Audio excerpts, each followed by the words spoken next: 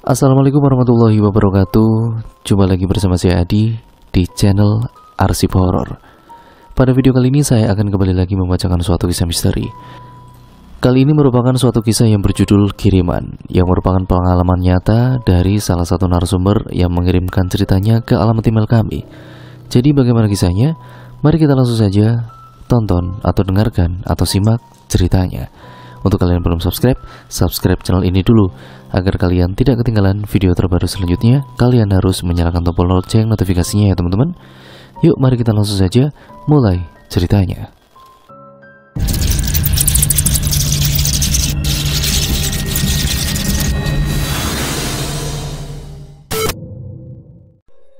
Pagi ini dingin sekali. Ingin rasanya aku tidur kembali memeluk guling dan bermimpi lagi.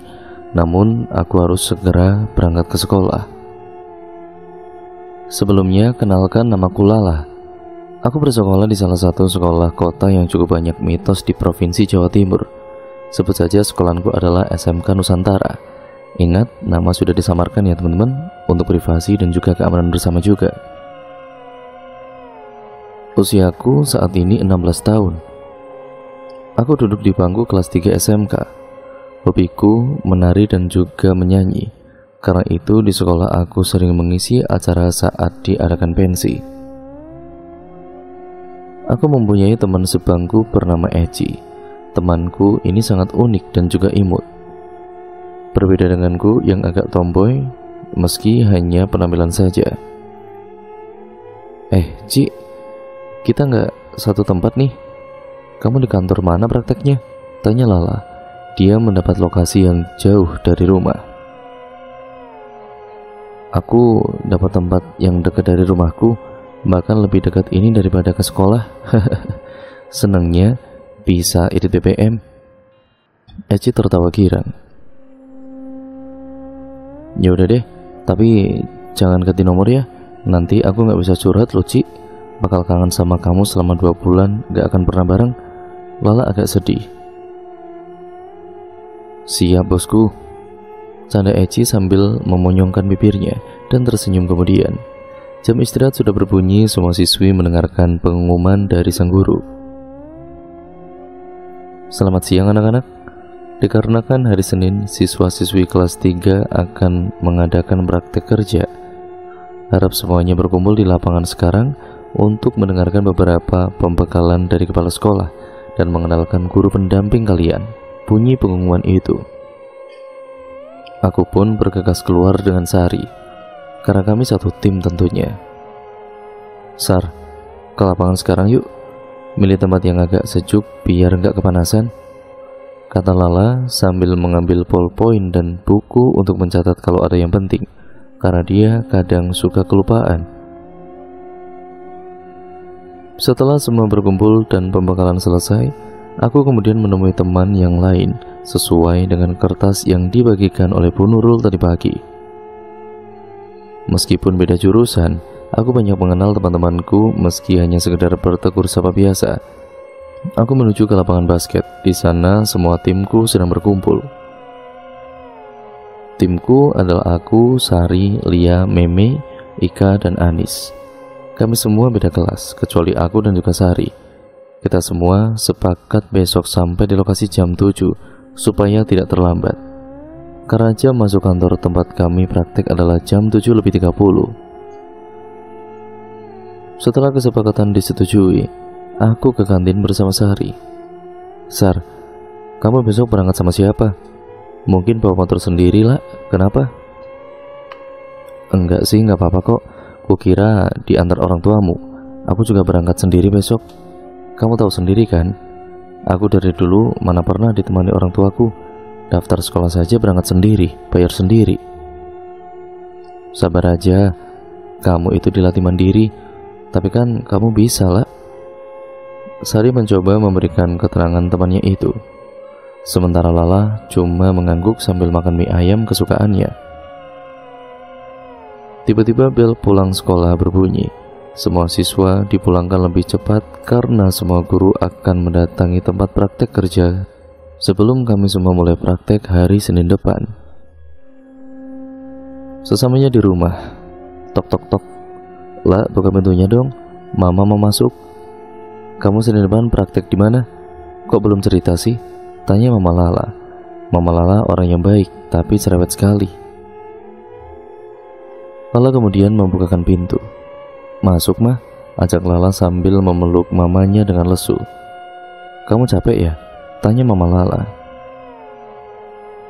"Sedikit, Mah, cuma lagi ngantuk." "Ya, Lala di kantor pajak kabupaten, Mah. Agak jauh sih dari rumah, tapi Mama jangan khawatir. Lala berani ke sana sendiri, meskipun belum hafal betul jalannya. Nanti Lala juga terbiasa, Mah," ucap Lala panjang kali lebar. "Ya sudah, Mama kan nggak bisa ngantar, adikmu kan masih SD. Mama nggak keburu buat ngantar kalian satu persatu." "Iya, Mah, Lala ngerti kok. Lala nggak apa-apa berangkat sendiri." Lala menghela nafas dan tersenyum. Lalu Mama Lala keluar dari kamar anaknya dan membiarkan anak sulungnya tertidur sepulang sekolah. Kemudian ada WhatsApp dari teman Lala. Eci ternyata. "Lah, kamu nanti malam kemana? Aku mau ke rumah kamu, boleh?" "Ngapain ini, Ci? Tumben banget deh." "Boleh, sama siapa, Ci?" "Sama pacarku. Aku mau balikin buku LKS kamu, sekalian mau malam mingguan." Hehehe. Aku pun menjawab dengan santai. "Ah iya, sini aja." Ketika sudah malam, Eci sudah di depan rumahku. Dia benar-benar dengan pacarnya. Lalu kemudian menyerahkan buku LKS-ku yang dipinjamnya lusa itu. Tiba-tiba pacar Eci bertanya kepadaku, "Kamu gak malam mingguan, lah?" Aku sebel banget, masa Eci gak ngasih tahu sih kalau aku lagi jomblo? Enggak, lagi pengen di rumah," jawabku dengan santai. "Kalau kamu mau, aku kenalin dengan temanku gimana? Supaya ada teman malam mingguan," sana pacarnya Eci. "Siapa?" Aku lumayan terkejut. Ah, kampret, sepertinya dia meledekku yang lagi jomblo nih. "Nanti biar dikirim nomornya dari HP Eci aja deh. Kami pamit dulu ya, lah." Pacar Eci mengajak Eci pamit keluar. "Ya udah, hati-hati deh. Jalan lagi rame tuh. Bye, Eci." Aku melambai sambil unjuk gigi. Pagi ini aku ingin sedikit bangun lebih terlambat deh. Tapi mamaku pasti ngomel kesana kesini, tahu anak gadisnya ini bangunnya terlambat. Aku buka HP-ku dan kemudian menemukan chat dari Eci memberikan nomor HP teman dari pacarnya yang dibawa main ke sini semalam. Oh, lalu ini chat siapa nomor baru? Aku penasaran sekali. Ku buka atau ku abaikan saja ya, karena tidak mengenal nomornya. Buka aja deh. Ternyata teman pacarnya Eci. Dia memperkenalkan diri di dalam chat WhatsAppku. Namanya Rama.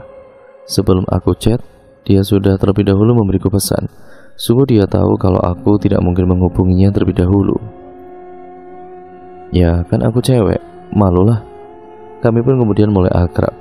Di saat hari Minggu aku tidak kemana-mana, sibuk membalas chat Rama yang baru ku kenal ini. Dia asik sekali dan juga nyambung. Aku pun semakin merasa nyaman dengan dia. Dia mengirim beberapa fotonya, aku pun juga mengirim beberapa fotoku. Rama nampak tertarik denganku, entah karena aku seorang penari atau karena obrolan kami yang nyambung tadi. Semoga saja karena hati. Hari ini adalah hari Senin. Ya, aku sudah sampai di tempat praktek kerja pukul 7:05. Sari lebih dulu datang. Dia mengajakku untuk sarapan di depan kantor karena ada warung nasi pecel di sana. Aku lapar sekali. Ya karena baru pertama praktek kerja, aku jadi semangat dan melupakan sarapanku. Setelah jam masuk, pendamping membagi kelompokku. Aku dengan Sari tentunya, karena pendamping memberikan bidang sesuai dengan jurusan kami. Aku dan juga Sari sudah di ruangan Pak Edi. Pak Edi membimbing kami memulai aktivitas pertama kami. Saat ini kami belum diberikan banyak tugas, hanya memfotokopi berkas-berkas saja. Setelah selesai, kami santai dengan bermain komputer. Aku bercerita pada Sari. "Sar, aku punya kenalan nih. pacar Eci yang memberikan nomorku pada temannya. Namanya Rama. Dia sudah lulus tahun lalu. Menurut kamu gimana? Apanya? Sari tidak fokus. Aduh Nona, ini loh fotonya Rama. Menurut kamu gimana? Ya lumayan cocok sama kamu. Kenapa gitu? Sari heran. Semalam kami ngobrol di WhatsApp. Dia sedang di gereja. Aku kira dia muslim seperti kita, Sar. Oh, maksud kamu gitu? Ya siapa tahu jodohmu. Mungkin bisa jadi mu'alaf. Kan kalau kalian serius sampai menikah. Sari menenangkanku. Ah, mikir nikah. Ini aja baru kelas 3. Aku mau bekerja dulu lah. Aku ingin menyenangkan dan juga membuktikan kepada mama dan juga papaku. Aku yang dilatih mandiri. Aku harus bisa menabung sendiri supaya kelak waktu nikah tidak nyusahin dompet mereka. Ya elah, Lala, berdoa supaya awet gitu sama Rama sampai nikah. Maksud aku gitu. Rama memang manis dan juga baik. Semoga saja dia memang berjodoh denganku. Lala, ngelamun saja kamu. HP kamu bunyi tuh. Sari menyandarkan lamunanku. Oh iya, halo. Iya Rama, ada apa? Jawabku di telepon. Nanti jam istirahatmu aku ke tempat praktek kamu ya, boleh kan? Oh, mau apa? Mau ngajak kamu makan siang? Cari tempat terdekat deh, supaya nggak telat baliknya ke situ. Rama memohon. Aduh, gimana nih? Aku grogi banget ketemu Rama. Kenapa harus pakai seragam pula? Belum dandan, mana nggak bawa bedak lagi? Kok diem? Rama menunggu jawabanku. Oh iya ya, boleh. Jam 1 ya, aku tunggu sampai gerbang. Setelah teleponku tutup, aku nampak pucat. Lebih baik aku rileks sajalah daripada grogi gini. Lagian kan cuma makan siang. Kenapa harus pakai bedak? Saat jam istirahatku, Rama sudah di depan. Aku segera menemuinya dan duduk di motornya. Rama mengajakku makan siang di kafe dekat sini. Aku pun kemudian memesan kentang goreng dan jus alpukat. Ringan tapi menyenangkan. Daripada makan nasi di saat baru ketemu, rasanya malu jika Rama tahu aku sedang lapar sekali. Lah, kamu kok pesan kentang? Gak mau makan nasi? Kan ada menunya. Rama menyodorkanku menu kafe itu. Aku pun tersenyum malu. Lagi mau ngemil aja, Ram? Kamu juga gak makan nasi? Tanyaku. Aku terbiasa sarapan jam 10 pagi, jadi masih kenyang jam segini. Nanti makan lagi jam 3. Oh iya deh. Lala, kamu sedang mikir apa? Tanya Rama padaku. Ah enggak, aku menggeleng tanda baik-baik saja. Kamu mau jadi bagian hidupku? Oh maksudku, maaf tapi ini terlalu cepat. Apa kamu mau? Rama terlihat cool dan matanya seakan membuatku harus menjawab iya. Kamu kenapa? Tanya Rama lagi. Tapi kamu serius? Aku mau asal kamu serius, tidak main-main. Iya, aku serius. Kurasa kita cocok. Aku gak masalah kita beda keyakinan. Kelak pasti kita bisa bersama selamanya dengan izin Tuhan. Rama begitu lembut. Aku hanya mengangguk tanda iya. Matahari terlihat sudah menyongsong ke arah barat. Terlihat pasangan kekasih yang baru saja menjalin hubungan asmara begitu sangat senang ketika perpanjangan sambil memegang erat pinggang kekasihnya itu. Siapa lagi kalau bukan ia, aku dan juga Rama. Rama mengantarkanku ke tempatku praktek kerja itu.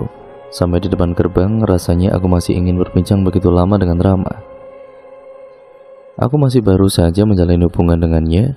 Aku ingin mendengar lebih banyak cerita tentang Rama. Ingin tahu bagaimana keluarganya dan juga latar belakang dan semua tentang Rama. Kurasa memang terlalu cepat kami menjalin hubungan ini. Tetapi karena Rama meyakinkanku, aku pun merasa dia bisa diandalkan dan bisa mengajakku. Cepat masuk ih. Besok kalau aku ada waktu luang, makan siang bareng lagi ya. Tapi kamu harus makan nasi, jangan makan kentang doang. Rama perhatian sekali. Padahal aku benar-benar hanya malu jika Rama kan tahu aku sedang kelaparan. Malu jika aku terlihat rakus. Iya deh, beres. Kamu mau kemana setelah ini? Tanya aku. Aku mau bertemu pamanku.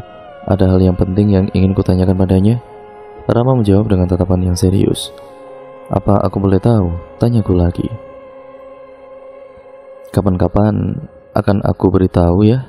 Kalau kita bertemu, ayo cepat masuk. Rama sepertinya buru-buru. Okelah, hati-hati di jalan. Aku kemudian melambaikan tanganku. Rama tersenyum dan juga mengangguk pelan sambil memutar motornya. Setelah aku sampai di ruangan, Pak Edi memberiku tugas banyak sekali. Tentu bersama Sari. Kami harus fotokopi 30 berkas. Masing-masing berkas ada 5 lembar. Dan tiap berkas difotokopi 10 kali, lalu harus mengetik dokumen kemudian di-print. Dokumennya cukup tebal. Aku yang baru saja belajar mengoperasikan mesin fotokopi, tentu masih kesulitan fotokopi bolak-balik dan belum lagi kalau posisinya kurang pas. Pasti mengulangi lagi. Padahal harus selesai dalam waktu 1 jam semua ini. Pak Edi sedang dikejar waktu. Maka itu beliau meminta kami membantunya secepat mungkin. Setelah semua selesai, Pak Edi mengucapkan terima kasih dan membiarkan kami beristirahat tanpa tugas. Ya karena kami masih anak praktek baru, kami belum mengerti betul bekerja di kantor harus dikejar deadline seperti ini. Setelah 3 minggu berlalu, entah kenapa tiba-tiba Rama menghilang.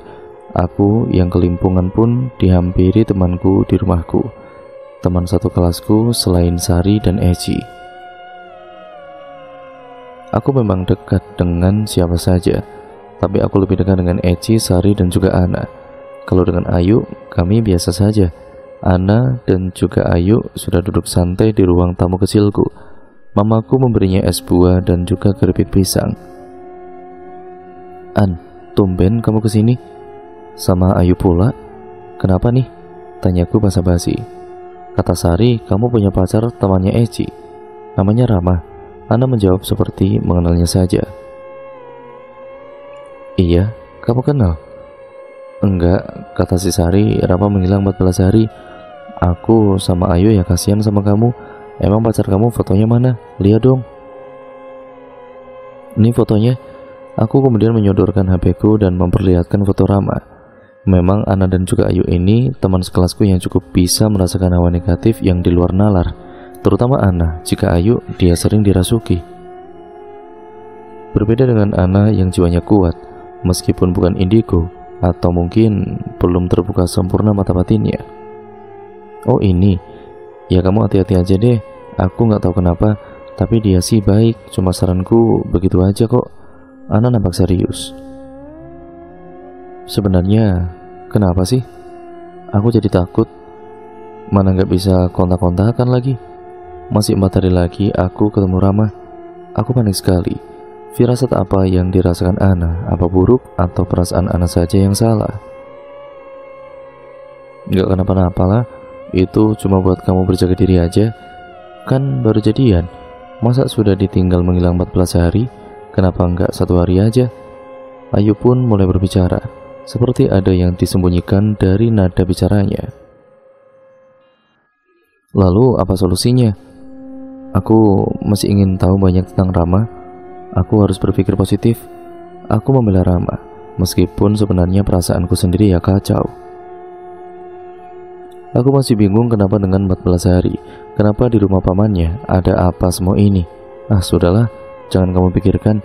Yang penting berdoa buat kebaikan kekasih barumu itu. Ana tersenyum kemudian mengangguk pasrah. Sepertinya senyuman Ana berat. Entah kenapa Ana dan juga Ayu sampai ke rumahku setelah Sari bercerita atau menceritakan jika aku sudah punya kekasih baru. Tidak mungkin jika hanya sekedar ingin tahu. Pasti mereka berdua tahu sesuatu atau mungkin mengenal Rama. Teman-temanku sudah pulang. Aku langsung masuk ke kamarku. Melihat HP ternyata ada pesan dari Rama. Dia bilang aku tidak usah mengkhawatirkannya. Juga supaya aku tidak mendengarkan orang lain jika ada yang membuatku ragu. Lalu Rama juga berpesan supaya aku menjaga hatiku, karena 4 hari lagi kami akan bertemu. Ketika aku akan membalas pesan Rama, nomornya sudah tidak bisa dihubungi lagi. Ya sudahlah, mungkin sinyal di sana hilang lagi. Pagi ini suara burung berkicau bersaut-sautan sambil peterbangan di atas atap rumah. Indah sekali kicau burung pagi hari. Aku sebenarnya masih mengantuk, enggan rasanya berangkat ke kantor tempatku praktek kerja. Ku tepis semua kemalasanku. Aku harus mencoba cepat bergegas supaya sampai di sana tepat waktu. Semoga hari ini tidak terlalu banyak tugas dari Pak Edi. Kupercepat sarapanku dan segera bergegas berangkat. Hari ini aku dijemput Sari. Senang sekali rasanya tidak capek membawa motor ke tempatku praktek. Tentu saja Sari yang mengemudikan motornya. Sesampai di parkiran yang sepi, semua temanku belum juga sampai. Aku menunggu di parkiran saja bersama Sari sebelum kami semua berkumpul dan berdoa bersama sebelum ke ruangan masing-masing. Tiba-tiba saja aku melihat sekelebat bayangan hitam di pojok. Ya, paling pojok parkiran ada ruangan tertutup dan digembok ganda. Apa itu gudang penting kantor ini? Tapi usang sekali. Lalu bayangan tadi itu apa? Aku tidak mau berhayal di pagi buta. Biarkanlah. Mungkin saja tukang sapu kantor ini atau CS yang lagi lewat sana. Ya, meskipun aku tidak yakin. Lah, kenapa ngelamun pagi-pagi? Si Sari ngagetinku saja. Ya, kemudian aku hanya menggeleng. Kubuka HP-ku, siapa tahu Rahma memberikan kabar. Tapi tidak ada. Hanya ada pesan dari Eci, menanyakan kabarku saja bagaimana. Aku tidak mungkin bercerita kepadanya, biarkan aku mencari tahu sendiri tentang Rama. Aku tidak enak mau bertanya pada pacarnya Eci. Sudah dikenalkan masih saja cerewet. Kan gak enak sama mereka. Ketika semua temanku datang, kami semua berdoa dan kemudian menuju ruang masing-masing. Aku dan juga Sari segera berlari karena ruangan kami paling belakang. Meski dekat dengan parkiran, tapi pintu belakang selalu terkunci, kecuali Pak Edi sudah datang dan membukanya. Dari semua staf di ruangan belakang, hanya Pak Edi dan juga tukang sapu yang memegang kuncinya. Tapi tidak pernah kulihat tukang sapu membuka pintu ini, jadi terpaksa harus lewat depan. Hari ini tugas kami tidak ada. Kami hanya disuruh menata berkas di laci, dan kemudian membawa sebagiannya lagi ke bagian pemeriksaan untuk ditandatangani. Aku dan juga Sari berjalan melewati lorong. Karena ruang yang biasa kami lewati menuju ruang bagian pemeriksaan sedang banyak staf yang sibuk dan banyak kertas yang ditata. Daripada menunggu, aku dan juga Sari melewati lorong saja. Lampu lorong ini benar-benar cukup remang-remang. Kenapa tidak diganti dengan yang terang saja? Aku dan juga Sari takut melewati ruangan ini. Sar, lari yuk. Kuat gak kamu kalau kita lari sambil membawa tumpukan begini? Ajakku sambil gemetaran karena aku memang takut gelap. Berat nih lah. Sari nampak kasihan. Aku kemudian memutar badan ke belakang, merasa diikuti oleh seseorang, tapi tidak ada. Lalu Sari kemana? Sar, woi, malah lari duluan kampret. Aku kemudian mengubahnya sambil berlari mengejarnya. Dia memang keterlaluan. Sorry lah, bukannya takut, tapi kebelet nih, buruan ah. Sari meringis, sepertinya ya dia menahan kebelet pipis. Oh syukurlah, kukira dia melihat sesuatu ataupun melihat setan. Setelah kami berdua menyerahkan berkas, kami kembali ke ruangan kami lagi. Tapi kami tidak lagi lewat lorong gelap itu. Sepertinya lorong itu ruang rahasia. Mungkin pintu di samping kanan kirinya untuk menyimpan berkas penting dan untuk rapat. Hari ini meski tidak ada pekerjaan banyak, tapi ya tegang banget gara-gara ditinggal lari sama si Sari. Hari ini sungguh tidak bersemangat. Tidak ingat ini sudah hari keberapa Rama tidak ada kabar. Rasanya aku ya merasa sangat lelah dan juga ingin melupakannya saja. Tiba-tiba dia menelponku. Selamat malam Lala, aku Rama. Aku minta maaf ya, sudah membuatmu lama menunggu. Rama yang memulai obrolan ini. Rama, benarkan ini kamu? Tanyaku sedikit heran. Iya sayang. besok kan kita akan ketemu. Sepulangmu dari tempat kerja, aku mau ngajak kamu jalan-jalan, makan malam berdua. Kamu mau nggak? Ajakan Rama membuatku terkejut. Benarkah sudah 14 hari, aku tidak menyadarinya sama sekali. Makan malam, kamu jemput aku di rumah kan? Tanyaku lagi. Ya iya dong, aku sudah tahu rumahmu dari Dila, pacarnya Eci. Gimana? Iya, besok aku tunggu ya. Aku pun sangat senang tentunya. Hari ini aku merasa Rama benar-benar kembali.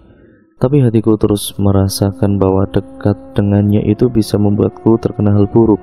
Apa omongan Ana dan Ayu itu benar? Ya Tuhan, semoga ini hanyalah sekedar firasat. Semoga ya tidak ada hal yang buruk. Aku yakin Rama itu orang yang baik. Tidak mungkin ada niat buruk kepadaku.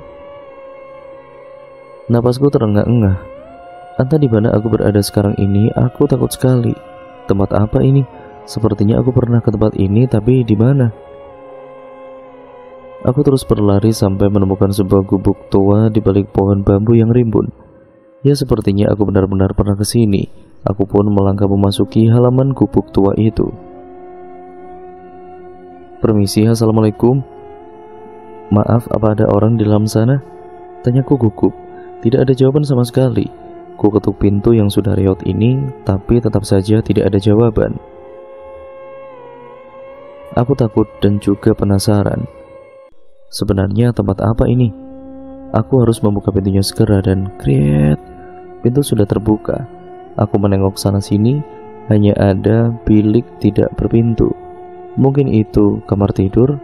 Lalu siapa pemilik rumah tua ini? Tiba-tiba saja ada yang mengagetkanku dari belakang. Waalaikumsalam, nak. Kakek tua yang sangat tinggi namun kurus sekali. Siapa? Tanyaku terbata-bata. Kakek itu tersenyum dengan lembut sambil berjalan ke arahku. Aku pun hanya mundur karena takut. Jangan takut, nak. Kamu memang belum mengenalku. Aku adalah kakek buyutmu. Aku yang menjagamu meski kau tidak mampu melihatku di dalam duniamu. Kakek itu menjelaskan hal yang tidak aku mengerti. Apa dia hantu? Hantu kakek? Kenapa aku tidak mengenalnya? Dengarkan kakek. Kakek hanya mau berpesan, jauhi lelaki yang saat ini dekat denganmu itu. Akhiri semua dan jangan temui dia lagi. Apa kau mengerti? Kakek mengatakan ini dengan tatapan yang serius. Lalu kakek memutar badannya. Kenapa harus dijauhi? Tanyaku heran. Kakek tidak menjawab. Tiba-tiba kakek menghilang begitu saja. Jantungku berdegup dengan kencang. Selain karena takut dengan hal yang kualami, aku juga takut dengan ucapan kakek. Tapi kenapa? Kurasa aku harus pergi dari sini. Pasti tempat ini tidak aman. Mungkin saja tadi hantu penunggu rumah ini. Aku pun kemudian keluar meninggalkan gubuk tua itu dan berlari ke semak-semak. Belum membasahi keningku, samar-samar aku mendengar suara kakek itu lagi. Jauhi dia, nak. Jauhi dia, nak. Jauhi dia, nak. Suara itu terus saja menggema membuatku takut dan berlari sekencang mungkin. Lalah, kamu kenapa sih teriak-teriak? Tanya mamaku membangunkanku. Ini jam berapa, mah? Masih jam 2. Kamu mimpi apa sih? Mamaku mengelus rambutku dan memberiku minum. Gak apa-apa kok, mah. Aku tidak ingin mama mencemaskanku. Ini kan hanya mimpi dan juga mimpi buruk. Ya udah, tidur lagi ya. Jangan lupa berdoa kamu, biar gak mimpi buruk. Lalu mama memberiku selimut dan berjalan keluar kamarku. Aku yang masih bingung apa arti mimpi yang seakan nyata ini. Apa aku harus curhat dulu sama Ana dan juga Ayu? Biasanya mereka bisa mendapatkan sedikit penglihatan. Entah kenapa, kedua temanku itu sepertinya memang indigo. Tapi mata batinnya seakan tidak terbuka sempurna. Jadi dia hanya sebatas mendapat firasat sekilas tanpa bisa menjelaskan. Sebaiknya aku tidur lagi. Ini hanya mimpi. Aku besok harus bersiap ke tempat praktek kerja dan secepatnya pulang. Rama kan mau mengajakku jalan-jalan. Aku tidak boleh jadi panda karena tidak tidur semalaman. Ku tarik selimutku dan berdoa lalu aku terlelap kembali. Hari ini mendung, sepertinya aku harus segera bergegas berangkat supaya tidak kehujanan di jalan. Maklumlah, naik roda 2 ya selalu ribet kalau harus pakai jas hujan di tengah jalan. Malas saja rasanya. Aku pun kemudian bersiap. Di kantor tempat praktek, akhirnya aku sampai juga. Untung saja tidak hujan. Sebenarnya aku masih terbayang kakek semalam yang di mimpiku itu. Kalau dia kakekku, setidaknya papaku menceritakan sesuatu kepadaku jika ada sosok yang melindungiku. Tapi kan tidak pernah cerita. Hari ini tidak ada tugas berat dari Pak Edi. Aku santai sekali dari pagi hingga sore hari. Kini saatnya aku pulang dan harus segera bersiap. Sebentar lagi Rama pasti akan menjemputku di rumah. Aku bergegas mengambil motor di parkiran dan segera pulang. Saat sama di lampu merah, tiba-tiba ada pengemis tua menghampiriku. Aku pun kemudian memberikannya sebungkus roti dan air mineral. Karena aku ribet harus mengambil dompetku di dalam jok motor, kakek itu bungkuk. Ya, jadi pandangannya menunduk ke bawah. "Maaf kek, saya ada roti dan juga air. Ini untuk kakek," kataku sambil memberikan bungkusan yang tadinya ku gantung di motorku. "Terima kasih ya nak. Oh iya, sebaiknya kamu hati-hati." Kakek itu berjalan menepi. Saat lampu sudah hijau, aku gas motorku dan kemudian menengok spion. Oh tidak, kakek itu sudah tidak ada. Bagaimana mungkin? Kemana perginya secepat itu? Bukannya dia bungkuk dan juga lemah? Apa aku berhalusinasi karena memikirkan mimpi semalam? Sungguh ini di luar akal sehatku. Aku pun kemudian melupakan kejadian itu dan segera pulang ke rumah. Sesampainya aku di rumah, aku langsung ke kamarku, membawa handukku yang biru dan kemudian segera mandi. Setelah mandi, aku memakai baju warna putih dan celana jeans hitam semata kaki.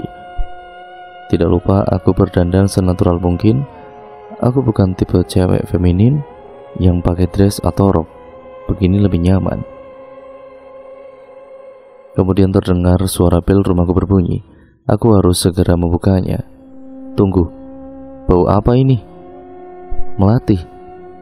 Bukannya aku tidak punya bunga melati di halaman? Lalu bau ini dari mana? Aku segera membuka pintu rumahku. "Hai, Lala," sapa Rama dengan senyuman yang lebar. "Hai, masuk dulu yuk, ajakku untuk ke dalam." "Langsung aja ya, aku tunggu di kursi depan aja deh." "Mama kamu mana?" tanya Rama sambil menengok ke dalam, yang sepertinya dia ingin bertemu Mama. "Mama masih jemput papa ke stasiun, tapi aku udah pamit kok. Bentar ya, mau ambil HP sama tasku dulu." Aku segera ke kamar dan kemudian menghampiri Rama di depan. Kami pun pergi setelah mengunci pintu dan gerbang rumahku. Entah kemana Rama akan membawaku jalan-jalan. Sepertinya ini menuju pegunungan. Tapi malam-malam begini mau ngapain main ke gunung? Selamat datang di kawasan wisata Goa. Oh ternyata Rama membawaku ke sini. Dia menghentikan motornya di kafe mini yang juga ramai muda-mudi di sana. Kami pun kemudian memesan minuman hangat. Tidak ada yang membuka percakapan sampai akhirnya Rama dipanggil oleh seseorang. Rama, kamu di sini? Sini bentar." Seseorang yang tidak aku kenal memanggil Rama. Rama kemudian menghampirinya dan tanpa bilang sesuatu dulu padaku. Aku mengenyit heran. Siapa sih? Setelah itu Rama kembali. "Maaf ya, yuk diminum dulu, lalu aku antar kamu pulang." Rama aneh sekali, baru saja bertemu sudah ngajak pulang, padahal kami belum bicara apapun. "Ya, emang kamu mau kemana?" tanyaku sedikit heran. Aku tidak memandanginya supaya Rama tidak mencurigaiku. "Mau pulang?" jawab Rama ketus. Oh Tuhan, dia kenapa? Apa yang dia pikirkan sehingga sikapnya dingin seperti ini? Aku yang tidak kuasa menahan rasa penasaran dan sedikit amarah, memilih diam dan masa bodoh saja. Rama aneh sekali. Setelah bertemu seseorang tadi, kuturuti Rama mengantarkanku pulang ke rumah. Aku pun tidak ingin bertanya lagi padanya. Sesampainya kami di rumah, Rama berpesan padaku, "Nanti aku telepon jam 9 malam ya." Jangan lupa makan. Maaf tadi belum sempat ngajak kamu makan. Aku pamit dulu ya. Rama berpamitan sambil berjalan menuju motor metiknya. Aku hanya mengangguk dan memaksa senyum meski aku tidak ingin berpura-pura tersenyum. Aku pun masuk ke dalam. Kedua orang tuaku belum pulang, tandanya aku dan juga Rama hanya keluar sebentar. Jam 21:15. Terdengar suara dari telepon. Halo, aku mengangkat telepon dari Rama. Maaf ya Lak, ganggu waktu istirahat kamu. Besok kan tanggal merah. Kamu mau ke rumahku nggak? Ada acara apa di rumahmu? Nggak ada acara apa-apa. Biar kamu tahu rumahku aja Lak. Jam 9 pagi ya. Ya udah, besok kamu kirimin lewat Maps aja ya, kata aku. Siap sayang. Ya sudah, kamu tidur Ki. Udah malam ini. Selamat malam pacarku yang cantik, kata Rama lalu menutup telepon sebelum aku menjawabnya. Menyebalkan sekali dia. Angin malam berhembus sangat dingin sehingga membuatku menggigil kedinginan. Aku memang tidak tahan cuaca dingin. Begini saja sudah merinding banget. Tiba-tiba ku dengar ada suara yang tidak tahu dari mana sumbernya. Jauhi dia nak, jauhi dia. Kakek, suara kakek itu lagi. Ku tutup telingaku dengan bantal. Kenapa ada yang menggangguku sih? Selama ini tidak pernah aku mengalami kejadian yang tidak masuk akal. Lalu kenapa sering mendengar suara itu? Nggak cuma di mimpi. Saat sadar pun, ya juga mendengar suara aneh tanpa raga itu. Segera aku pejamkan mata dan kemudian beranjak tidur.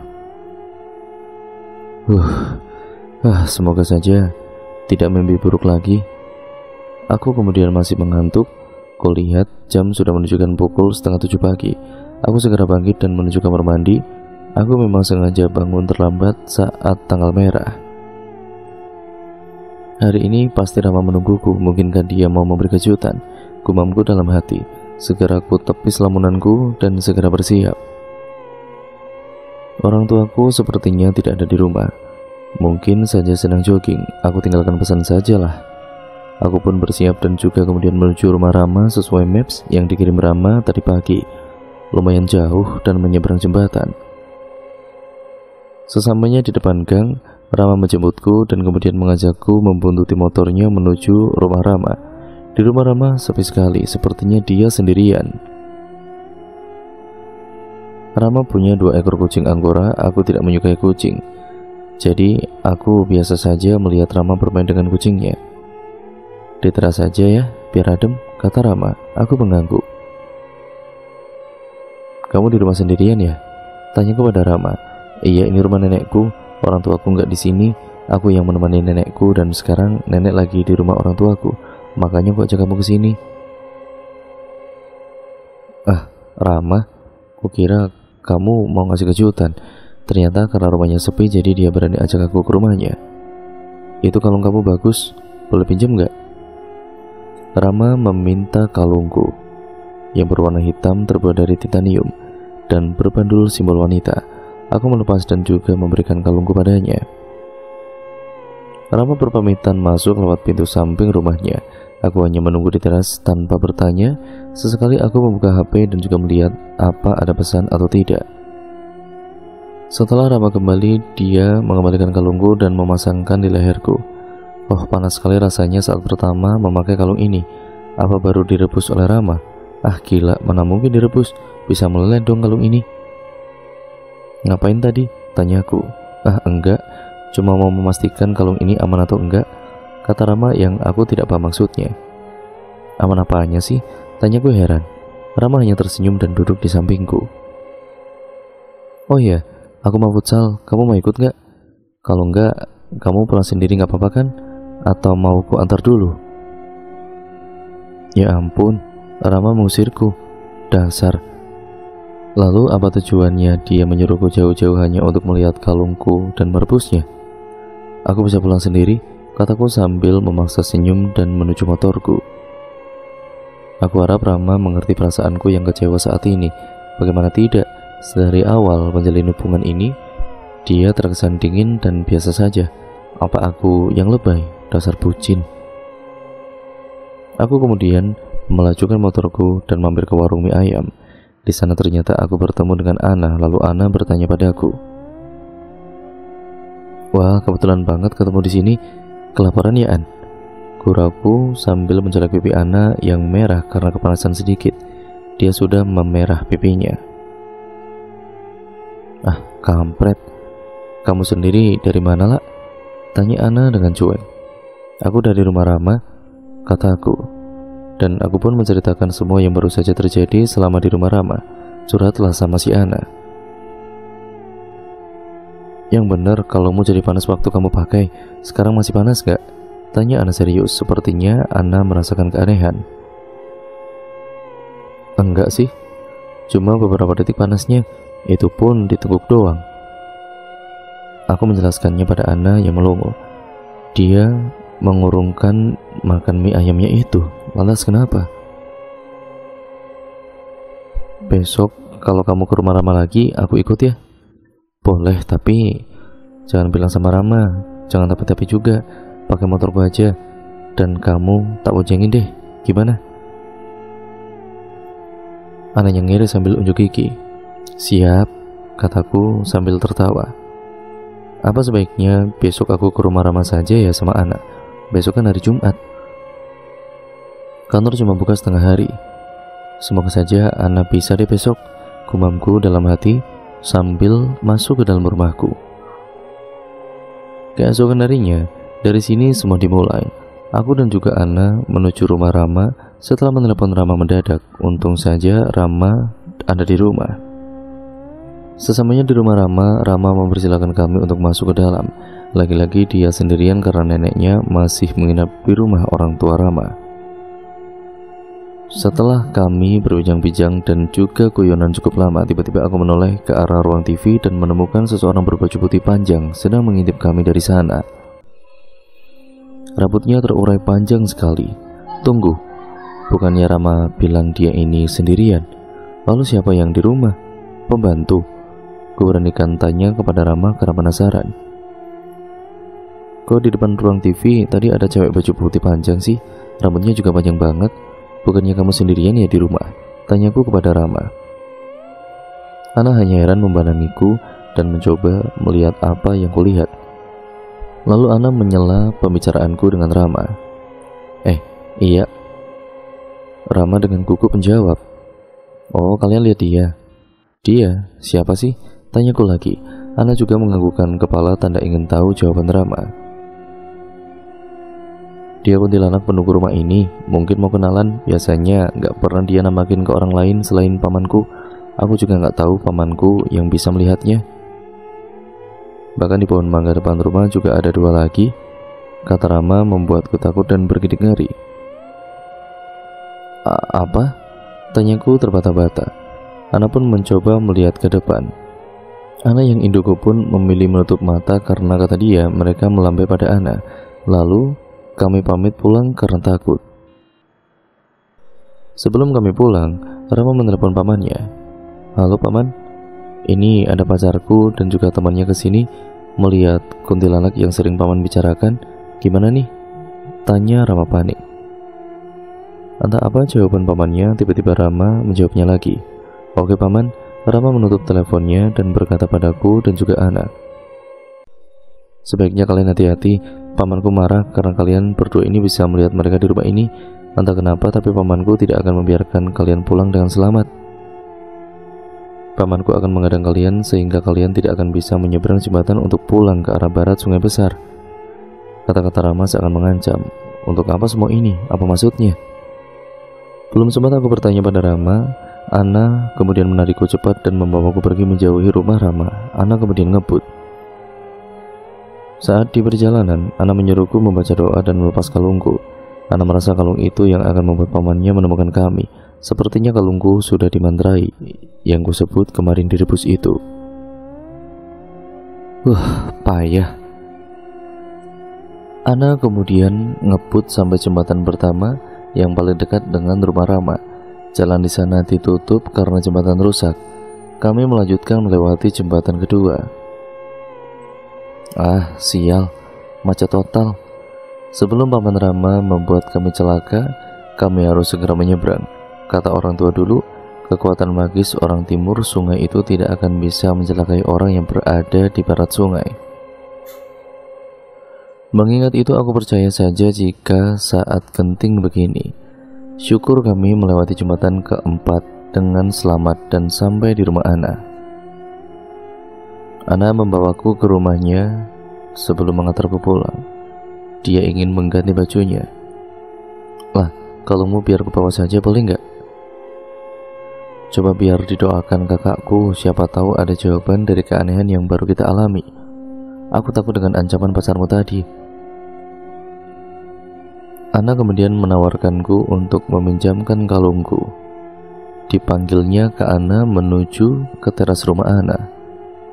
Ada apaan? Oh, sama Lala. Kakak Ana menyalamiku, namanya Mas Ju. Oh ini mas, kalungnya Lala, coba mas lihat. Kata si Lala panas memakai ini. Ana memberikan kalung titaniumku itu pada Mas Ju. Coba sini. Mas Ju memegang kalungku dan kemudian menggenggamnya sambil berdoa.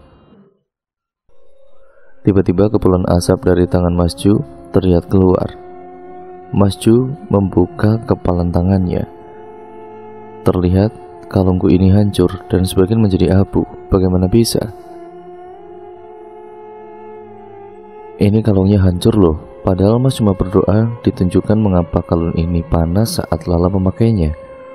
Mas heran, sepertinya pacar kamu sengaja menukarnya dengan kalung yang lain. Kalung ini sepertinya sudah 2 minggu ada isinya, yaitu jin yang tadi kalian lihat sebagai asap itu. Kata Mas Ju menerangkan. Ya Tuhan, Rama, aku jadi berpikiran yang tidak-tidak. Selama ini kami tidak ada masalah yang aneh. Kenapa sudah 2 minggu ada isinya? Bukannya baru kemarin Rama meminjam dan juga langsung mengembalikan kepadaku. Aku semakin bingung. Tapi pikiranku merasa aku tidak ingin menjauhi Rama. Aku terus memikirkannya, tiba-tiba HP-ku berbunyi. Ada chat masuk dari Rama. Maaflah, pamanku menyuruhku untuk mengakhiri hubungan denganmu saat ini juga. Maaf. Isi pesan Rama membuatku syok. Lalu Ana merebut HP-ku dan membalas pesan Rama tanpa meminta izin dariku. Iya. Begitu Ana membalasnya, HP-ku berbunyi lagi. Kalian akan menerima akibatnya karena menghancurkan salah satu milik pamanku. Ana menepuk pundakku dan menyadarkanku, Rama tidak tulus. Jika dia tulus, tidak mungkin secepat ini memintaku menjadi kekasihnya, apalagi sekarang membuatku kecewa. Kemudian, Ana mengantarkanku pulang ke rumah. Aku kemudian tertunduk lesu dan kemudian menuju kamarku. Aku ingin istirahat. Aku lelah sekali hari ini mengalami kejadian di luar akal sehatku. Ya Tuhan, tiba-tiba aku pun terlelap. Hari ini aku mendapatkan pesan singkat dari ketua OSIS sekolahku. Mereka ingin grup tariku mengisi acara api unggun nanti malam di sekolah. Ya tidak apalah, meski sudah 1 bulan aku tidak latihan, pakai koreo terakhir saja supaya tidak perlu membuat konsep baru. Aku segera bergegas ke kamar mandi dan bersiap berangkat ke kantor. Hari ini hanya absen sampai pukul 10 pagi saja, lalu diizinkan untuk pulang. Betapa senangnya weekend pulang lebih awal. Sebelum aku menuju kantor, aku mengirim pesan kepada kedua teman tariku, Naning dan juga Jaya. Setelah selesai, aku langsung menuju kantor untuk absen. Akhirnya sudah jam 10 pagi. Aku segera pulang dan juga kemudian mengambil kostum tari yang paling simpel. Celana jeans warna putih dan rompi tanpa lengan berwarna merah. Karena mengisi acara organisasi sekolah, kami memilih warna merah putih untuk kostum tari, ya tari modern tentunya. Semua sudah beres. Aku segera menuju ke sekolah, meski belum dimulai acaranya. Sekarang sudah jam 4 sore. Baiknya aku berkumpul dengan teman-temanku, yaitu teman-teman tariku, untuk berlatih dahulu. Baru kemudian mandi dan mengikuti kegiatan setelah maghrib. Setelah selesai bersiap, kini giliran grup tariku perform di samping api unggun. Musik DJ sudah dimulai. Aku, Naning, dan juga Jaya memulai perform kami hingga selesai. Semua menikmati dan juga melihat kami menari. Setelah grup kami selesai perform, aku dan juga teman-teman yang lain duduk mengobrol di timur api unggun. Kami ramai-ramai sambil bercanda. Tiba-tiba HP ku ada pesan masuk dari Rama. "Kamu di sekolah ya? Aku mau ketemu kamu sekarang." Entah Rama tahu dari mana. "Enggak," jawabku singkat, padat dan jelas. "Jangan bohong, bukannya Eci juga di sana?" Pacar Eci yang bilang sama aku mau ketemu sama kamu sebentar, penting." Rama terus saja memaksaku. "Aku nggak mau," balasku dengan singkat. "Pamanku benar-benar marah karena kamu melihat mereka yang di rumah nenek. Tolong temui aku sebentar, atau aku akan memaksa masuk ke dalam." Rama terus saja memaksaku. Kulihat sekilas motor Rama di depan gerbang sekolahku. Kemudian ini merupakan sudut pandang dari Ana. "Ngapain sih Lala duduk sendirian di sana? Kita samperin yuk," ajak Ana pada Ayu. Bentar deh, itu ada anggota pramuka sekolah lain lagi di toilet yang angker itu. Aku kesana dulu deh, daripada ntar mereka terganggu dan bikin masalah di acara ini," kata Ayu sambil melangkah menuju toilet di sebelah timur. Toilet itu memang tidak boleh digunakan di atas jam 6 sore. Karena penunggunya pasti tidak akan suka. Sekolah itu memang ada banyak penunggunya. Bukankah semua tempat begitu kan? Kemudian sudut pandang dari Ayu. Di toilet aku harus mengingatkan mereka. "Maaf adik-adik, jangan gunakan toilet ini ya. Bisa gunakan toilet yang di sebelah musola saja. Di sini nggak boleh digunakan kalau malam hari," kata Ayu dengan tegas dan juga lembut. "Memangnya kenapa mbak? Kita cepet kok, nggak akan lama," kata salah seorang dari murid. "Tolong pindah sekarang saja ya dik." Ayu kemudian mengingatkan kembali sambil berjalan menuju ke arah Ana. Kemudian sudut pandang dari Ana lagi. "Lama banget sih Ayu, aku harus segera nyamperin Lala. Dia sepertinya menunduk dengan tatapan kosong. Wajahnya sudah pucat begitu, bahaya nih." Ana lari menuju Lala. Sesamanya di timur api unggun, Ana kemudian memegang budak Lala. Tapi Lala tidak kunjung sadar maupun menoleh. Tatapannya kosong melihat HP yang tidak menyala itu. Entah apa yang dilakukan Lala sendirian sedari tadi. Kenapa dia tidak gabung dengan teman-teman tarinya? "Lala, kamu kenapa sih? Sakit ya?" tanya Ana. Lala tetap saja kosong. Sampai tiba-tiba saja si Ayu ini berada di hadapan Ana. "Aku ngerasa gak enak nih, takut si Lala kenapa-napa setelah kejadian kemarin Jumat di rumah pacarnya, mantannya," kata Ana pada Ayu. "Terus gimana nih? Di sini kan gak ada Ustadz. Kalau beneran dia kesurupan gimana? Soalnya dia kosong begituan." Ayu pun kemudian kebingungan dengan kondisi Lala. Lalu datanglah kakak alumni dari siswa yang dari toilet tadi. Namanya adalah Mas Imam. Dia datang menemui Ana, Ayu dan juga Lala yang masih menatap kosong dengan wajah pucatnya. "Kenapa temanmu yuk?" tanya Mas Imam ke Ayu. "Mas, sepertinya dia kesurupan deh. Karena akhir-akhir ini dia ada masalah dengan seseorang yang menggunakan ilmu gaib. Tadi aku udah baca pesan HP-nya, mantan pacarnya mengancam gitu," kata Ana memotong pembicaraan. "Bawa ke tempat yang sepi ya, supaya kalau benar kesurupan nggak pindah ke raga yang lainnya. Di antara kalian, cari tempatnya Gih. Di dalam kelas atau di ruang mana yang bisa dipakai," perintah Mas Imam serius. "Aku saja Mas," Ayu bersedia. Ayu pun mencari kelas kosong terdekat yang digunakan sebagai ruang panitia acara bersami. Kebetulan hanya ada 2 orang di dalam ruang kelas tersebut. Ayu datang dan juga meminta tolong kepada teman-teman yang ada di sana. "Dek, boleh Mbak Ayu pakai ruangan ini sebentar? Teman Mbak Ayu butuh pertolongan. Kalian tidak perlu panik, bisa kan? Mohon Ayu pada panitia yang masih adik kelasnya. Iya mbak, pakai aja, kita pasti bantu mbak, ucap panitia itu. Nggak usah dik, kalian bisa tunggu di luar sebentar kan, sampai mbak Ayu buka pintunya nanti. Mohon Ayu pada mereka berdua. Mereka mengangguk lalu pergi menuju api unggun. Ayu melambai pada Ana dan juga Mas Imam yang menggandeng Lala menuju ruang panitia yang sudah dikosongkan. Di sana tatapan Lala masih saja kosong. Mas Imam, mau baca doa-doa, tolong kalian berdua pegangi teman kalian ya. Jangan kosongkan pikiran kalian, kata Mas Imam pada Ana dan Ayu. Belum sampai Mas Imam baca doa, Lala tiba-tiba memberontak dan nangis sekencang-kencangnya. Angin berhembus kencang, ruangan kelas yang kipas anginnya mati terasa dingin sedingin ruangan AC. Sungguh dingin sekali. Wah, lepas. Wah, lepas. Tawa Lala memberontak. Suaranya lebih garang dari biasanya. Lalu dia menangis, mungkin Lala asli yang menangis. Dan jin itu yang mengendalikan Lala sehingga dia berteriak histeris. Setelah Mas Imam membaca doa, Ana dan juga Ayu memegangi masing-masing tangan Lala. Lala kepanasan dan berteriak sangat kencang. Wah. Setelah itu Lala mulai lemas dan juga linglung.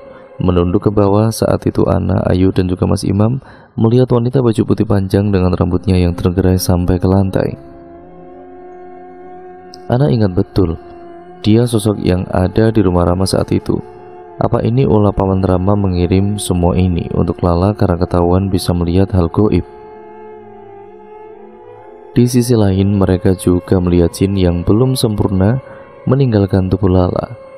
Jin berkepala babi, jin yang terlihat menyeramkan mencoba mengganggu Mas Imam.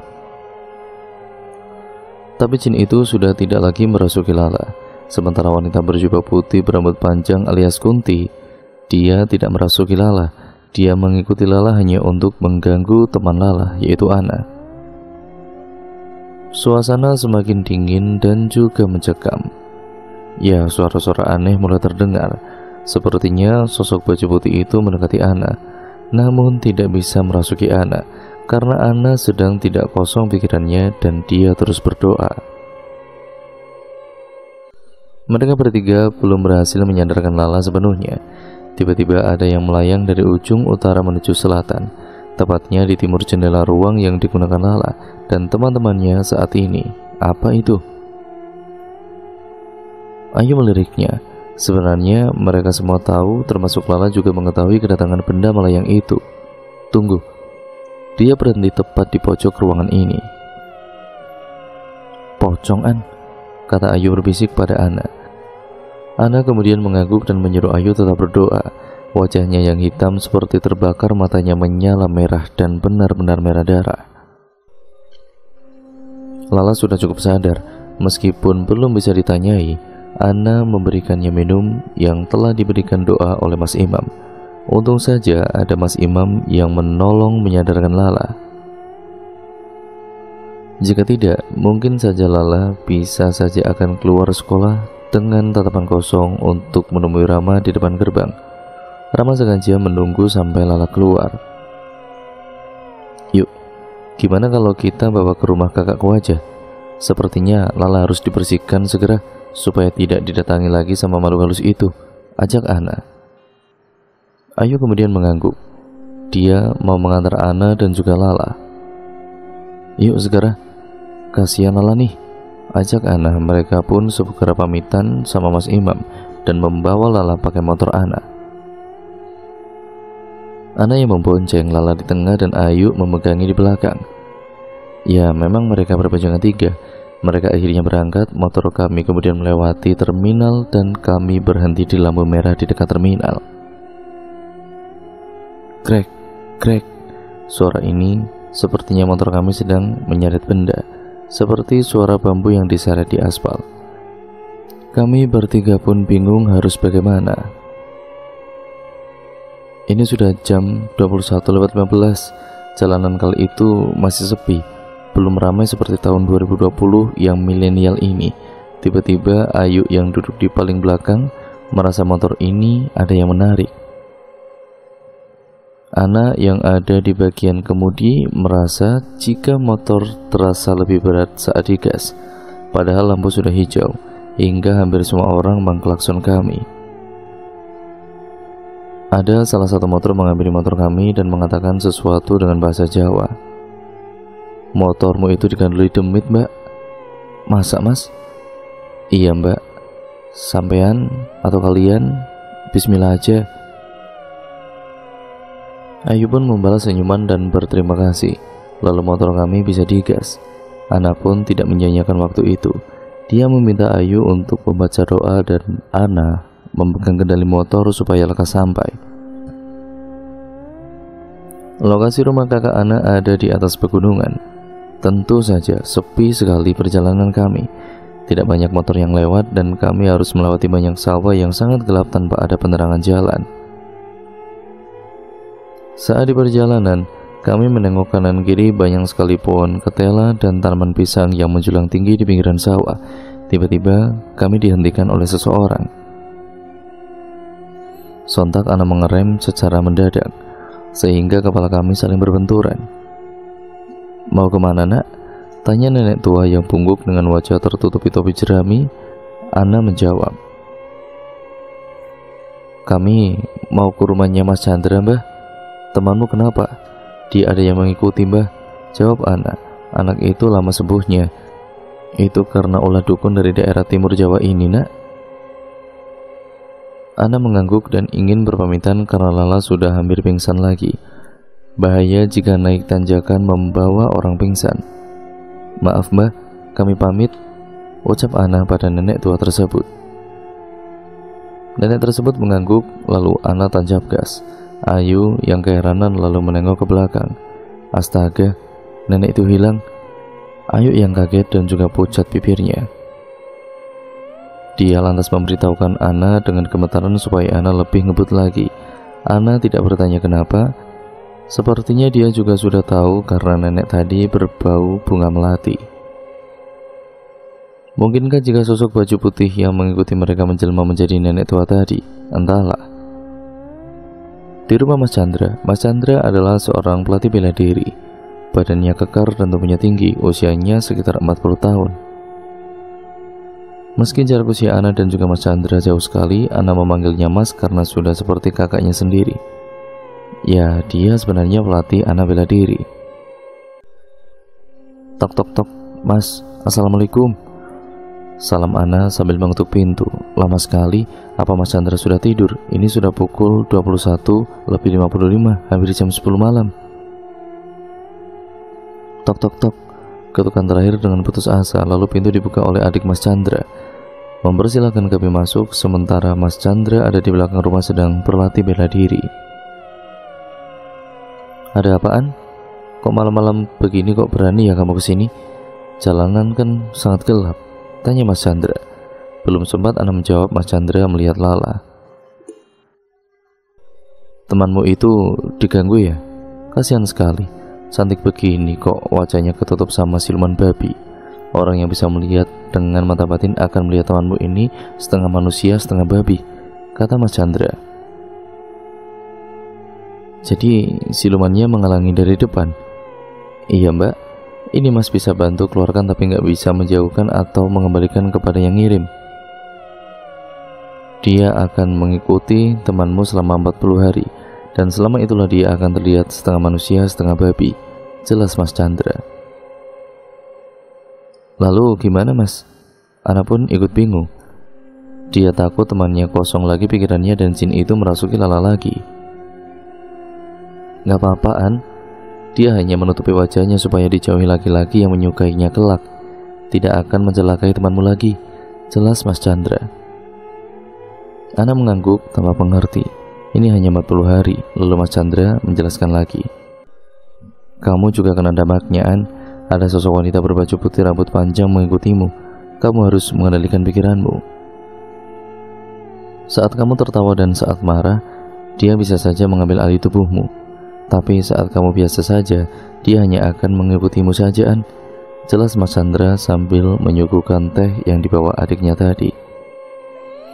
Malam ini Mas Chandra meminta kami menginap di sini untuk menemani Lala. Kami rasa tidak apa karena kegiatan di sekolah pasti sudah selesai.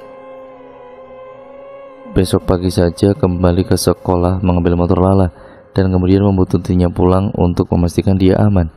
Kami semua memutuskan tidur di depan TV. Dan saat itu Lala menangis sambil melihat HP-nya. Mungkin saja dia mendapat pesan dari seseorang. Ana menengok HP Lala dan membaca isi pesan yang ternyata dari Rama. Lala, maafkan aku, tapi aku senang kalau kamu itu bisa lolos dari incaran pamanku.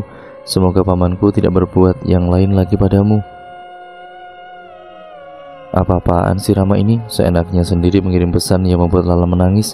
Lala menangis bukan karena dikecewakan lagi. Dia takut jika jin yang dibicarakan Mas Chandra mengikutinya terus dan membuat Lala bermasalah. Lala tidak ingin sekalipun membalas pesan Rama. Dia memilih diam dan menangis sambil tidur terlungkup. Meskipun saat ini Lala masih ingin Rama berubah, tapi semuanya mustahil. Hidup Rama dikelilingi aura jahat. Bagaimana jika pamannya mencelakai Lala lagi jika dia tetap berhubungan dengan Rama? Lah, tidur yuk, kamu masih capek. Jangan dipikirin terus ya.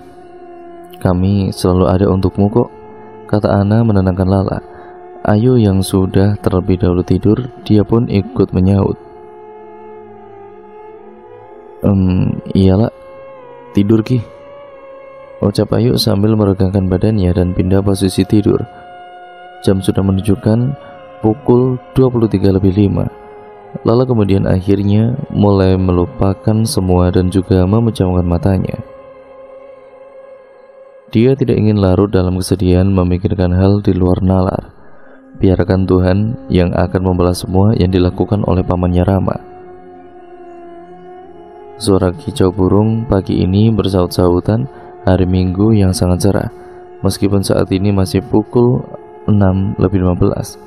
Tapi di pegunungan masih terasa sangat dingin seperti cuaca tadi malam.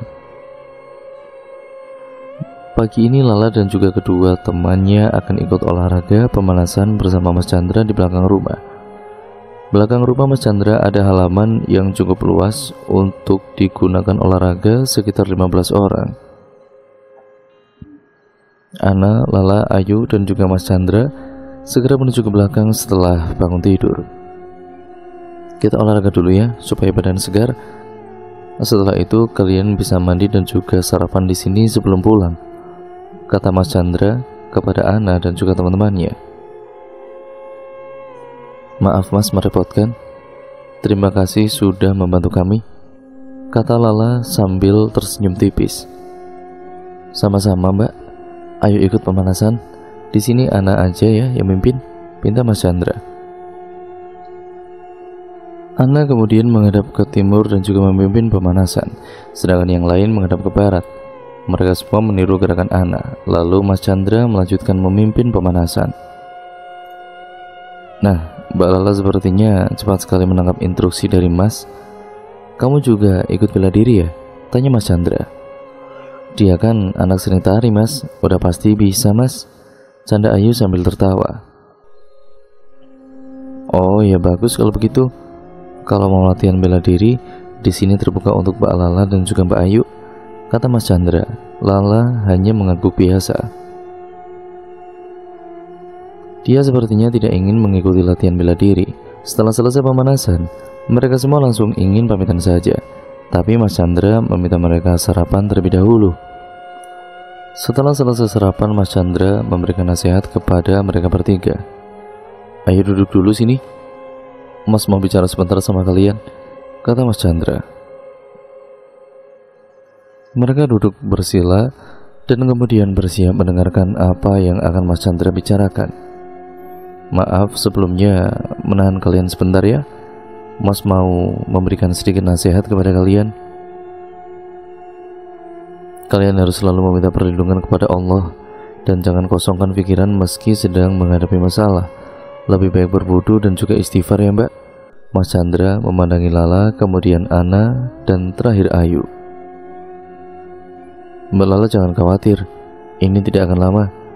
Meski nanti Mbak akan menemukan kejadian yang aneh, Lala kemudian mengangguk mendengar nasihat Mas Chandra. Kamu juga An, meski kamu diikuti yang sama-sama perempuan, kamu harus jaga kebersihan supaya dia tidak mengganggumu nanti. Jangan memakai parfum melati ya An. Kamu kan biasanya suka pakai parfum itu. Makhluk itu suka bau melati, kata Mas Chandra lagi. Anda kemudian mengangguk. Dan untuk Mbak Ayu, jangan sering melamun. Jiwamu kosong Mbak. Seandainya kemarin Mbak sedang tidak berdoa, mungkin saja jin itu akan berpindah kepadamu, kata Mas Chandra lagi. Ayu mengangguk dan juga tersenyum malu. Baiklah, karena semua mengerti, ini yang terakhir ya Mbak. Setelah ini nanti, kalian bertiga harus menuju rumah si pengirim untuk mengambil foto Mbak Lala yang sudah dikaitkan dengan boneka jerami milik paman temannya itu. Kalian harus membakarnya, karena jika dalam waktu 40 hari kalian tidak membakarnya, segel yang sementara saya buat untuk membuat mereka tidak merasuki kalian, segel itu akan hancur. Dan dengan mudah, jin itu akan menguasai kalian lagi. Saya tidak bisa banyak membantu Mbak. Mas Chandra sepertinya serius. Mas Chandra kemudian memberikan kertas yang berisi doa yang nantinya harus mereka baca sebelum mereka merusak jerami dan membakarnya. Serta dia harus membawa foto Lala untuk kemudian disobek dan dibuang di aliran sungai pembatas jembatan kota. Mereka semua mengerti. Lala yang ketakutan, dia kemudian menunduk. Haruskah ke rumah Paman Rama? Tapi dia tidak mengetahuinya. Lalu dia menyuruh siapa yang akan membuntuti Rama ke rumah pamannya. Sepertinya ini harus difikirkan dulu. Mereka tidak boleh ceroboh, atau mereka dalam bahaya besar. Jin Paman Rama sangat kuat. Mas Chandra hanya bisa mengeluarkan sementara, tidak bisa mengusirnya. Mereka pun kemudian berpamitan untuk menuju ke sekolahan, mengambil motor Lala dan mengantar Lala pulang sampai ke rumah. Sesamanya mereka di sekolah, Lala mengambil motornya di parkiran. Kemudian dia mendapatkan pesan dari Rama. Lala, jika kamu masih mau selamat, temui aku di rumahku sekarang. Lala tidak menghiraukan pesan Rama. Dia memberitahukan pesan Rama pada kedua teman baiknya itu. Oh iyalah, kita buat siasat saja. Kita tunggu Rama balas pesan kamu sambil kita berangkat ke daerah sekitar rumah Rama. Bisa jadi dia mau menemui pamannya karena kamu tidak menggubris. Ya, tidak menggubris WA dari Rama. Gimana menurut kamu? Tawar Ana. Lala sebenarnya lelah. Dia ingin pulang dan beristirahat. Tapi Ana benar, lebih cepat lebih baik. Hari ini saja langsung dimulai pengintaian Rama. Iya An, kita beli perbekalan dulu sebelum ke sana. Takutnya kalau beneran Rama ke rumah pamannya yang jauh, kita nggak punya makanan. Kelaparan gimana coba? Aku nggak mau nanti si Ayu tambah kurus sepertiku, canda Lala sambil mencolek pipi Ayu. Ayu yang dari tadi sibuk main HP, cuma noleh tidak ngerti apa-apa. Kenapa kedua temannya mentertawakannya? Kita numpang mandi di rumah Ayu aja gimana? Kan paling dekat dari sekolah, ajak Lala. Ya udah yuk, keburu siang, kata Ayu. Setelah semuanya siap, mereka ke swalayan membeli roti 1 tas ransel milik Ayu. Meski penuh, tapi enteng lah.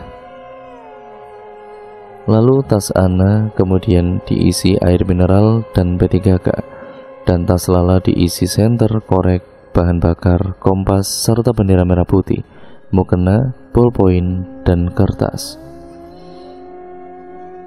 Kali ini mereka ingin naik mobil milik kakaknya Ayu, tapi yang mengemudikan bukan di antara mereka. Mereka kakaknya Ana, Mas Ju. Masih ingat? Ya, Mas Ju yang mendoakan kalung Lala sampai hancur itu. Mas Ju ingin menemani adiknya karena ini sangat berbahaya jika adiknya berangkat tanpa dia. Lalu kemudian mereka pun berangkat menuju pom bensin di sebelah selatan gang rumah Rama. Rama kemudian mengirim pesan lagi. "Kamu kesini nggak? Cepatlah, aku mau bicara sesuatu yang bisa menyelamatkanmu, Lala.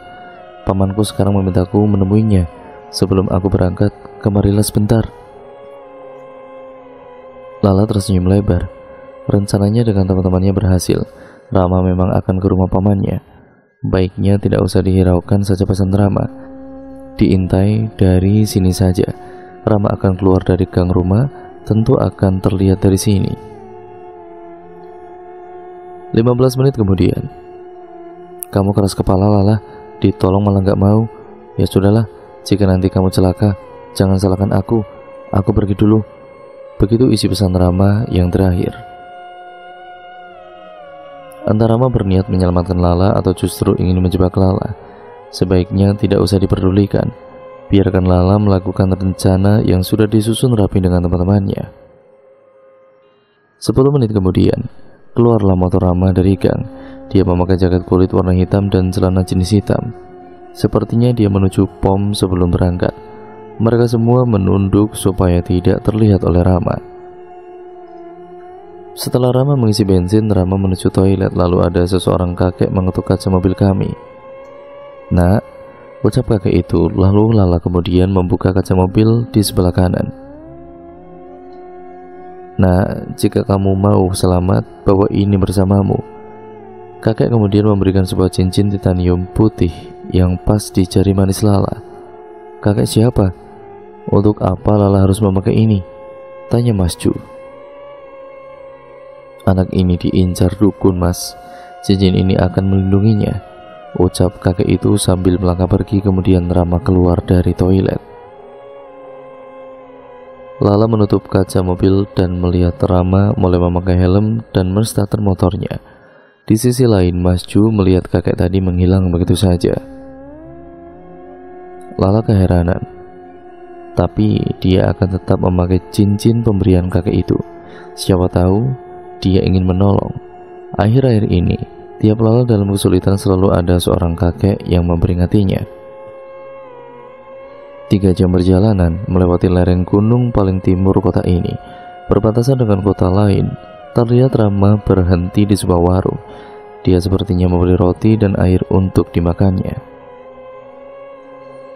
Rama kemudian memakannya di atas motor, lalu melanjutkan perjalanannya lagi kembali menuju ke jalan setapak. Karena tidak bisa dilalui mobil, maka mobil Ayu dititipkan di rumah warga di tepi jalan. Warga setempat memperingatkan, jika di jalan setapak itu jarang sekali dijamah orang. Hanya orang tertentu saja yang bisa masuk dan kembali keluar dengan selamat. Karena dulunya banyak orang yang hilang tidak ditemukan jasadnya setelah melewati jalan itu. Ya, memang ini daerah pegunungan. Tidak asing lagi jika banyak kejadian seperti itu. Semoga saja tuntas sampai hari ini, hari Minggu penuh dengan perjuangan. Mereka kehilangan jejak Rama karena Rama menggunakan motor untuk melewatinya. Mereka bertiga bersiap menggendong tas ransel yang sudah diisi perbekalan. Oh ya, Mas Ju juga membawa tas. Tahu isinya apa? Pisau 4 buah, Al-Quran, kaca 4 buah, dan korek, garam, dan juga lotion nyamuk. Hari semakin petang. Saat ini sudah pukul 6 sore. Mereka belum menemukan tanda-tanda keberadaan Rama dan juga pamannya. Jalan setapak ini masih sangat jauh jika dilihat, tapi jika petang harus menggunakan senter untuk menerangi jalannya. Kita istirahat dulu ya, capek banget nih. Besok kita bertiga izin dulu ke teman-teman yang masuk praktek. Mana mungkin kita kembali dengan cepat, kataku. Ana menjawab, betul nih, mumpung ada sinyal, kirim pesan dulu lah. Ayu mengangguk. Selain mengirim pesan pada teman-teman, aku mengirim pesan pada mamaku. Jika hari ini aku menginap di rumah Ana karena Ana sendirian di rumah. Untung saja mama ini mengizinkanku. Jika tidak, tamat riwayatku sepulang dari sini. Kami pun makan dulu, aku dan juga Mas Ju duduk sambil ngobrol. Mas Ju kasihan padaku, dan aku pun berterima kasih padanya karena mau membantu kami. Ya, ini semua demi kebebasan Ana, adiknya. Setelah kami selesai makan, aku merasa bulu kutuku meremang, seperti ada sesuatu yang sedang mengawasi kami. Kami pun berdoa dan mengabaikan hal itu. Mas Ju mengajak kami sholat bergantian karena cuma aku yang membawa mukena. Jika harus bergantian, sementara biar Mas Ju juga sholat berdua dengan Ana. Kami tayamum saja meskipun membawa air mineral, karena air ini untuk perbekalan minum kami nanti. Setelah selesai sholat, sesuatu yang mengawasi kami sudah hilang. Mungkin makhluk tidak kasat mata sehingga hilang ketika kami selesai sholat. Mas Ju juga ingin membaca Al-Quran. Sebentar saja dibacanya surat Yasin sebelum melanjutkan perjalanan. Suasana yang tadinya dingin mencekam kini berubah menjadi biasa saja. Seperti cuaca di gunung, dingin yang masih umum, kami melanjutkan perjalanan.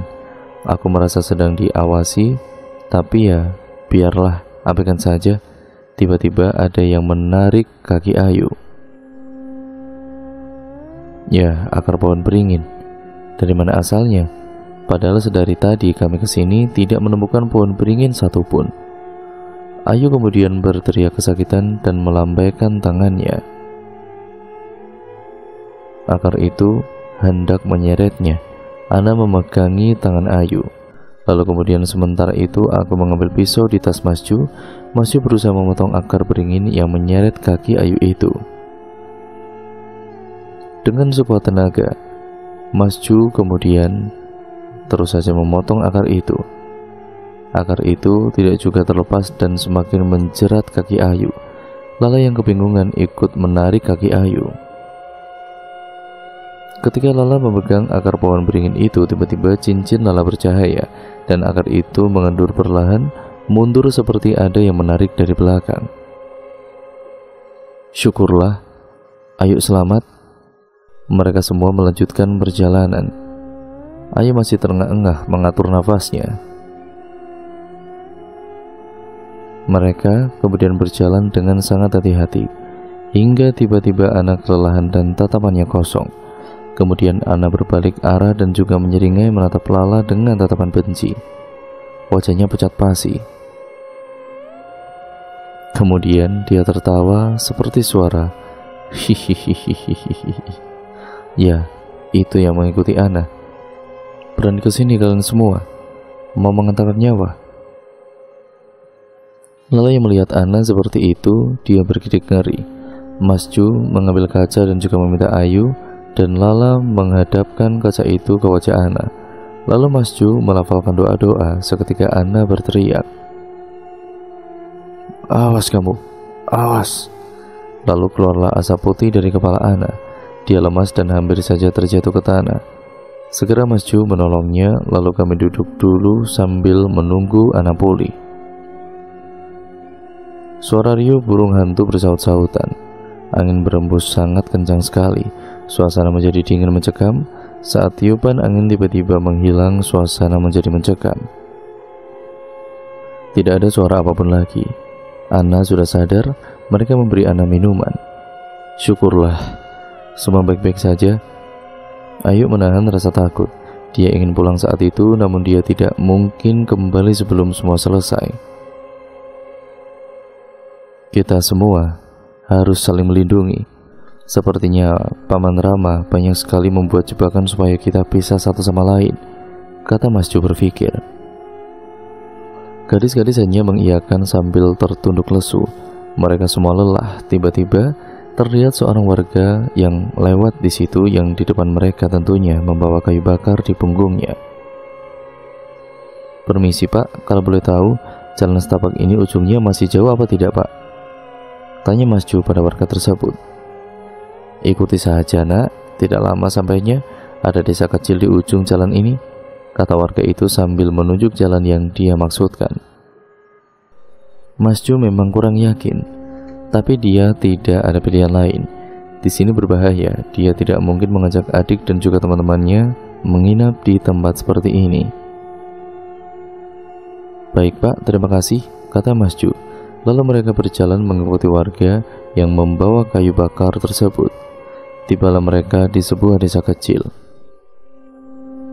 Tidak ada orang berlalu lalang meski saat ini masih jam 8 malam. Mungkin warga lain ada di dalam rumah semua. Mereka dipersilakan untuk menginap di gubuk warga tadi. Hanya itu gubuk yang kosong dan bisa ditempati. Mereka berterima kasih dan juga menutup pintu gubuk. Mereka sejenak ingin memejamkan mata sebelum melanjutkan perjalanan. Kita tidur 1 jam saja ya. Pasang alarm Ki. Siapa tahu benar di desa ini Rama berada. Setelah jam 9 malam, mungkin saja semua warga sudah terlelap. Kita bisa memeriksa satu persatu rumah di sini. Lagi pula, hanya ada beberapa rumah saja, kata Mas Ju. Mereka mulai memejamkan mata. Lala pun juga tertidur pulas hingga dia bermimpi. Nah, kalian harus pergi dari sini sebelum pagi. Ayo, ajak teman-temanmu. Dalam mimpi tersebut, Lala mendapati seorang laki-laki memakai jarik batik dan baju adat. Namun wajahnya samar-samar terlihat. Anda siapa? Lalu kenapa? Tanya Lala. Tiba-tiba orang itu menghilang. Samar-samar Lala melihatnya, berniat mengejar tapi tidak menemukannya. Sampai dia terbangun mendapati mereka semua ternyata tidur di tepian jurang. Ayo, Mas, bangun, teriak Lala. Mereka semua bangun dengan lesu. Setelah menyadari mereka ada di tepi jurang, mereka menjauh dan segera berlari mencari tempat yang cukup jauh dari jurang itu. Bagaimana bisa? Tanya Ayu. Entah yuk, aku bermimpi lagi ada yang menyuruh kita pergi dari sini. Pas bangun langsung nyadar kita di tepi jurang, balas Lala. Terus gimana nih? Mana kita kehilangan jalan setapak lagi? Apa warga tadi jin yang menjelma biar kita nyasar? Kata anak asal, tapi mungkin saja benar. Iya nih, aku curiga karena kata warga yang kita titipi mobil itu di sini kan jarang dijamah. Mana mungkin ada desa kecil? Kata Ayu. Mungkin aja ada, tapi kata Lala. Tapi apa Lala? Tanya anak. Ya nggak tahu deh. Buruan yuk, takut nih. Mana udah malam gini lagi belum ketemu juga. Lala saat ini bingung harus bagaimana. Mereka berjalan mengikuti kompas yang Lala bawa dan mereka menemukan sebuah gubuk. Ya, gubuk yang cukup bagus bila berada di tempat seperti ini. Gubuknya terbuat dari kayu jati. Meski tidak terlalu luas gubuk itu, perlahan mereka mendekati gubuk itu. Mereka tersentak kaget melihat motor Rama terparkir di belakang gubuk tersebut. Mereka yakin tujuan mereka sudah di depan mata. Tinggal harus bersembunyi dan mengatur siasat untuk bisa masuk ke dalam tanpa ketahuan. Mereka melihat Rama bersama pamannya yang sedang keluar dari gubuk itu. Sepertinya mereka membawa motor Rama, dan ini kesempatan untuk mencari di mana jerami Lala disembunyikan. Kalau bisa, bakar sekalian sama gubuk jati ini. Setelah mereka beranjak pergi, segera mereka menyelinap masuk. Sial, pintunya dikunci. Harus lewat mana sekarang? Gimana nih Mas? Ada jalan lain nggak? Coba Mas ke belakang deh. Kita takut nih di sini. Mohon Ana pada Mas Ju. Bentar deh, aku lihat. Mana senternya? Kata Mas Ju. Lalu Ana kemudian memberikan senter miliknya dan Mas Ju berjalan ke belakang mencari jendela atau pintu belakang. Mungkin saja bisa dibuka. Krek. Sini An, pintu belakang tidak dikunci. Begitulah panggil Mas Ju. Mereka berjalan ke arah Ana, Lala dan juga Ayu masuk untuk mencari jerami yang dimaksud Mas Chandra. Sedangkan Mas Ju berjaga di luar. Setelah lama mereka mengobrak-ngabrik isi gubuk ini, Ayu kemudian menemukan foto Lala yang berukuran 4R terjatuh di lantai, sedangkan Ana tidak melihat ada sesajen atau apapun. Di sini seperti gubuk biasa yang mungkin hanya digunakan untuk tempat beristirahat. Lalu di mana jeraminya? Mereka keluar dan memberitahu Mas Ju. Mas, jeraminya nggak ada. Apa mungkin mereka tahu kalau kita kesini? Tanya Lala. Tenanglah, jangan panik. Kita sholat isya di sini aja ya, mumpung ada air. Kita memohon pada Gusti Allah supaya diberikan petunjuk. Ajak Mas Ju. Mereka kemudian mengangguk dan sholat bergantian. Setelah sholat, seperti biasa, Mas Ju membaca surat Yasin terlebih dahulu di depan pintu belakang. Hawa semakin dingin saat Mas Ju membaca surat Yasin.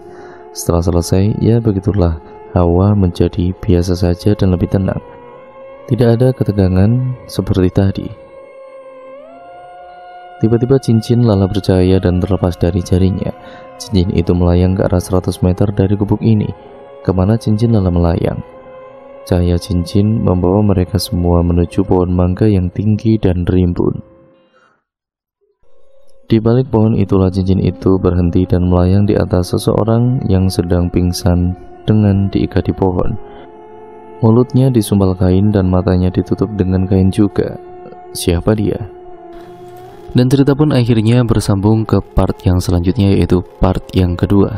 Jadi untuk kalian yang penasaran bagaimana kisah selanjutnya, kalian harus tonton dan stay tune terus di channel ini ya teman-teman. Maaf akhir-akhir ini saya jarang upload karena kondisi saya mungkin kurang fit.